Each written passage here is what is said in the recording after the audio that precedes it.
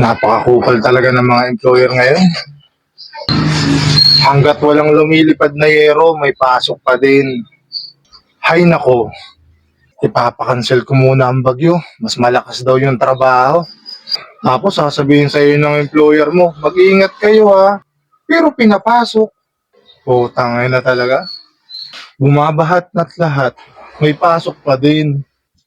Ang masakla pa nito, pag hindi ka pumasok, sasabihin sa'yo, i-file mo ng leave. Aray ko. Kasalanan mo bang bumagyo? Kung talagang may malasakit sila sa empleyado, bayaran nila yung araw na hindi ka pumasok kasi nga may bagyo. Ang inaalipin tayo ng kumpanya, papasok tayo. Wala man tayong choice. Sayang ang 520. Buti na lang kung 420 sana. Ay, tangina, walang ganon.